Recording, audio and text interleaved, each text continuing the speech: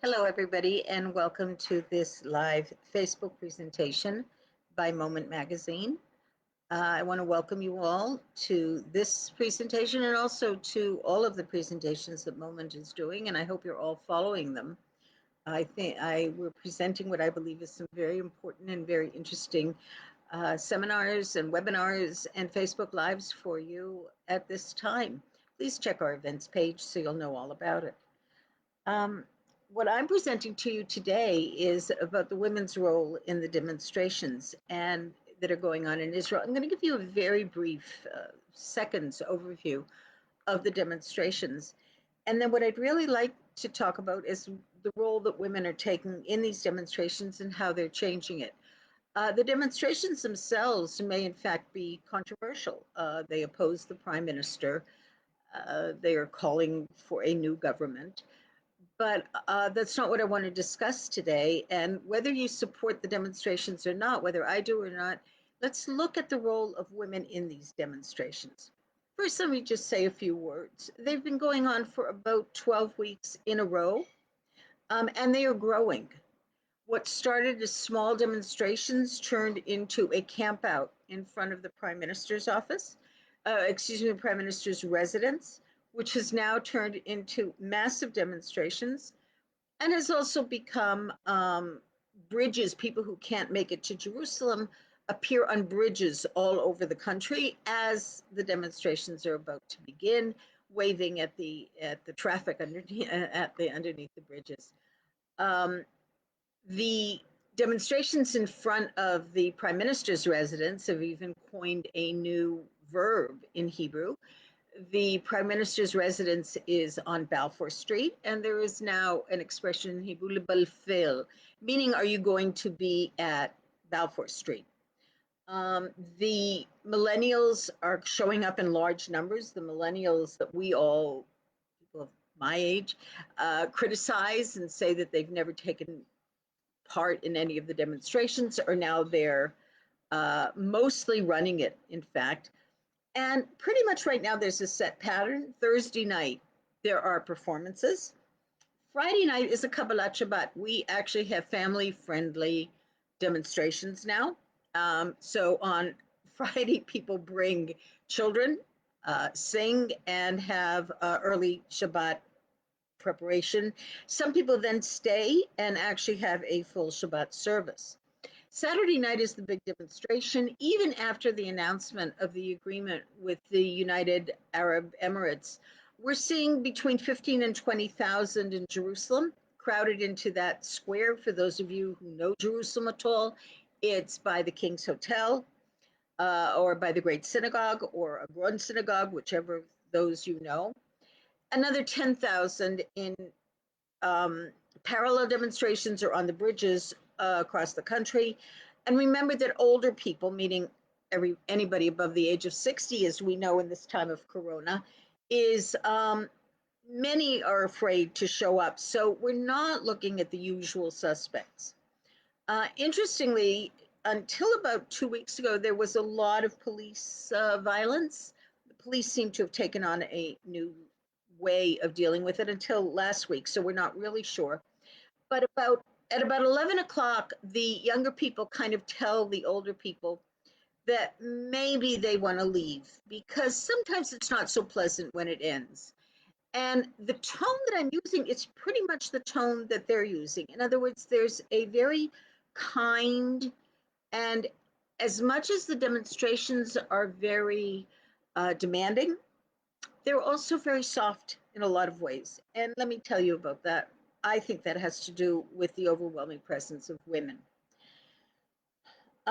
First of all, what we're looking at is that much of the leadership is women. The organizations are made up of a bunch of different groups and loosely connected.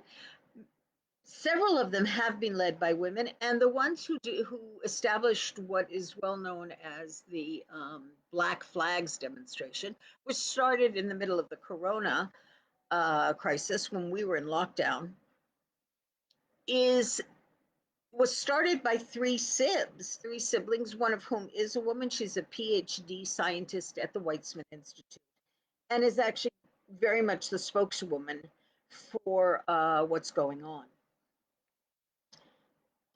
One of the events that pushed these demonstrations was when Emil Haskell, who's been demonstrating for about 3 years, but nobody paid attention, was arrested outside the Prime Minister's office.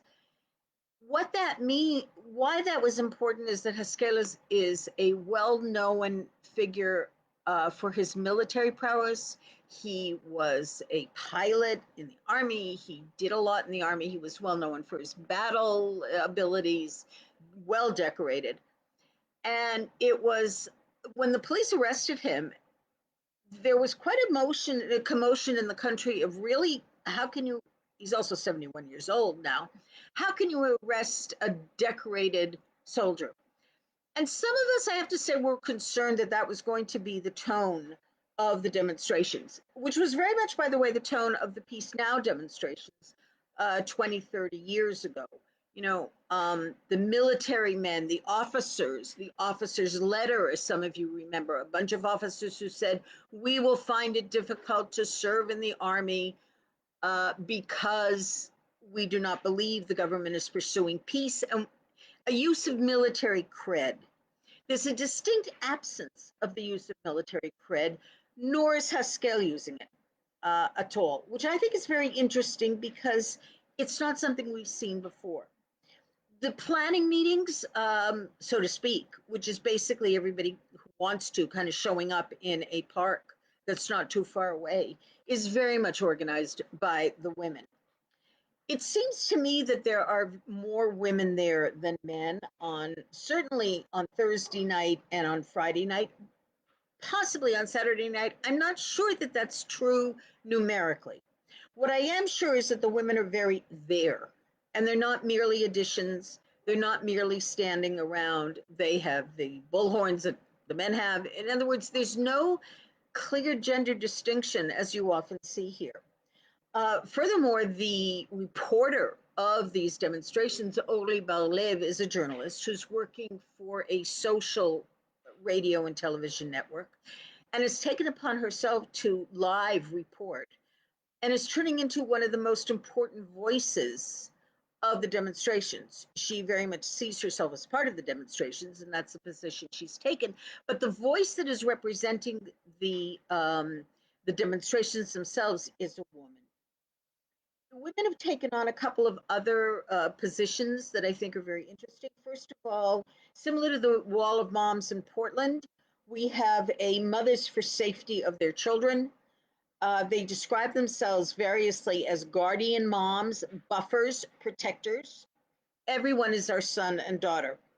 And they're using a tone it down approach as opposed to a tone it up approach to the police, quoting a lot of data that women, including women policemen, tend to deflect some of the violence and just tone things down. Interestingly, they're also wearing signs that say, I am, Yoni's mother, and in their back, and Yoni not complaining. It's interesting that again, this tone of women saying we are women, but our demand is very clear, is a new development in the Israeli public. They're handing out flowers. They're dancing. When you go to these demonstrations on Saturday night, you will see dancing circles, meditation circles. There are massages being given out. They're offered to the police as well, who have so far not taken them on. There's also a place called a safe space for people who are concerned, frightened, or if the police do break it up after hours, then they can go there and talk to people. All of these were started by women, and they are bringing in the men. Men are joining. Men are being part of it. There are aerobics of the revolution who are performing aerobic acts in the demonstrations, and those are equally men and women. There's a choir. There's what's known as the Balfour Philharmonic. The tone of this is kind of a very woman's tone. It's soft, it's smart, It's sassy, it's chutzpahdik, but it's very much not macho aggressive. And that, again, I think is a new performance of gender in, to use a academic expression, in the Israeli public. Um, they are going up to the policemen, especially the mothers, but not only, saying, you are our brothers and sisters. We're together in this. They even handed out plants and flowers to the neighbors who live around the prime minister's office, especially after the neighbors went to the court to complain about the noise and lost. They handed out flowers and plants. They also started cleaning the streets. The minute the demonstrations are over, the demonstrators are out there cleaning up the streets and sweeping the streets. Again, something that was started by the women and now is very much men and women together, mostly the millennials. This attitude has been so successful that Sarah Netanyahu, the prime minister's wife, actually tried to use it by using feminist language to say that she too is fearful of her safety and her family's well-being. She called herself and her children battered. Her children are well into their late 20s, and saying that she had been sexually harassed. She was relating to some one or two tweets which were totally denounced by the organizers of the demonstrations. Her choice of language backfired, but sometimes even though something backfires, you can see where she was going with this. What she said is, and I think, is that this language is gaining hold in the Israeli public. Now, Sarah Netanyahu said this about a week or 10 days, I believe, before the horrendous gang rape that has been reported in Eilat, which was about 10 days ago. You can read about it in Moment Magazine. I wrote an op-ed about what happened, if any of you are interested in following it. They are connecting it with the demonstration, again, with men, by saying that there's something wrong with the general leadership. Not only is it not pro-female, it's not pro-kind, it's not pro-compassion. It's creating a macho aggressive atmosphere. This is even more striking when you think about what's been happening in the government. First of all, the government, when the corona, I'll just give you two examples connected to corona, to the COVID-19. When the government first established, or rather the National Security Institute, first established a committee to deal with corona, the committee had 33 people, none of whom were women, all of whom were men. The women went to the Supreme Court. The Supreme Court told the committee to appoint women. By then, it had pretty much sent its recommendations and disbanded, but the point we thought had been made. Interestingly, of course, it disbanded because Israel thought at the beginning that we had gone through this very easily, relatively, until, of course, we hit the second wave, which is making us one of the most red or most infected countries per capita in the world. About 3 weeks ago, the prime minister set up a cabinet committee, which is called the Corona Committee, and no women from his cabinet were included. And when a woman said to him, what is the logic of creating a committee that has no women? He said in a very disparaging and in a very negative way, he said to the woman, yeah, I think about logic a lot. I don't understand the logic of red lights. I think about that at night. Why are red lights red? The offense taken did not serve him well. So again, what I'm saying, though, is that the involvement of women in the demonstrations is even more striking given the loss of women in the official political sphere. But if I really think about it, and as I try to analyze these points for you, what I realized is that what we're seeing is kind of the coming to fruition, or the beginning to come to fruition, of several trends of feminism that we've been seeing in Israeli society for quite some time, and now are coming much more to the fore. First of all, we see a demand to mainstream gender. The gender isn't only a women's issue. That if we are looking at the effects of corona, we have to take a gendered perspective to see as we take other perspectives, age perspectives. We are very much learning class and ethnicity perspectives, but also a gender perspective to say that in situations of inequality, a crisis will affect women differently. We've learned that. There's international data on this. We know that in 2008, in the economic crisis and in the Ebola and Zika health crises, women were affected more than men. More importantly, not just more, but differentially than men. And that's something that I think everybody's beginning to understand. But that's what we refer to as gender mainstreaming. Women are also working together and cooperating together, even if that means that they're rounding the edges. We have something here called women wage peace. Now, women wage peace is including women, observant women, including some women from the territories, as well as Arab women. And what they're saying is we will take the common denominator that will include us all in the tent. And as long as we can do that, we can make a difference. Because of the values that we're presenting, we're not going to present another program. In this case, with regard to peace, there's enough of them. What we want to do is talk about the values and the underlying. We want to talk about a society that is more considerate, a society that is more caring. We want to talk about what's known as inclusive security, UN Security Council Resolution 1325, for those of you who are familiar, which not only mandates the involvement of women in peace negotiations and other negotiations, but also says that peace and resolution of conflict will not come without basic changes in society. Moreover, that peace is a lot more than the absence of hostilities. Has to include society, and it has to include attention to the weaker elements of society, the most vulnerable people in society, because otherwise we will not be able to effect a change that will be sustainable.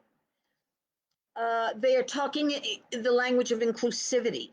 Every time that the women's groups make a demand for inclusion of women, including in the two instances that I just brought up of the cabinet committees, they demand that the women appointed be women to include Arab and ultra-Orthodox women.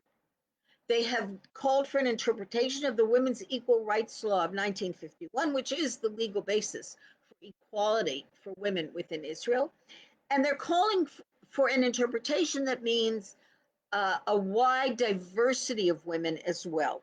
This is going way beyond the kind of second wave or older feminism of counting, how many women are on the committee. Even if that committee would have had 33, it would have had 16 women, let's say close to 50%. Had there been no Arab women or no ultra-Orthodox women, the women would have criticized the committee and said that it is not representing the broad spectrum of needs. Moreover, they're making a very clear statement that, as they are in the demonstrations, that the reason we need more women and more voices is not merely, and I'm of course saying that with some irony, not merely that women have the right. This is not merely a matter of equality, but also because we genuinely believe that anything that takes multiple perspectives into account, that takes multiple experiences of life into account, will in fact be better. It will produce better solutions, more complex solutions. The way to achieve these solutions may be it may be a longer, more complicated process, but they will be stronger and they will be better because they will be more inclusive.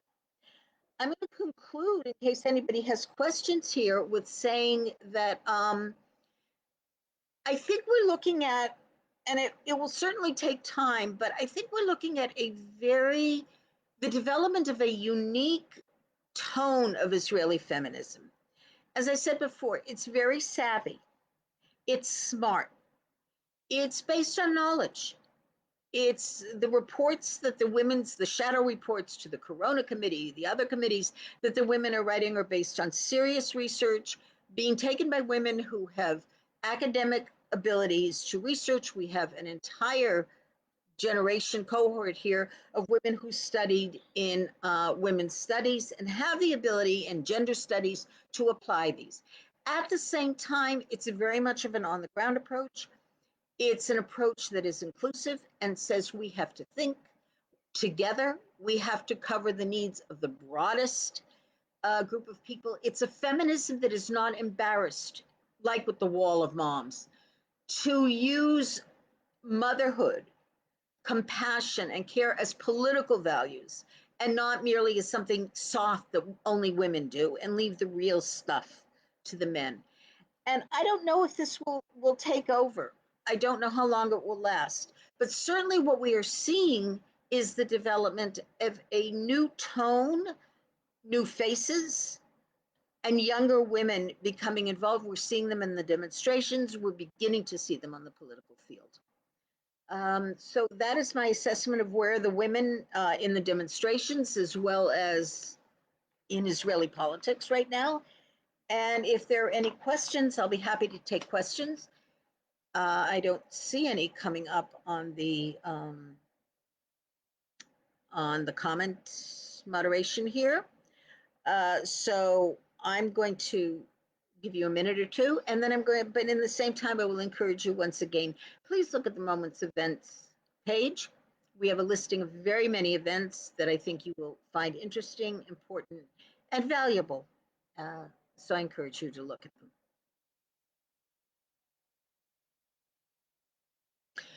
Okay, then what I'm going to do is I'm going to end this video. Please feel free to contact Moment, who can always contact me if you have further questions. And it's Friday night over here in Thursday night over here in Jerusalem. So for those of you who do observe, I wish you all a Shabbat Shalom. Bye bye for now.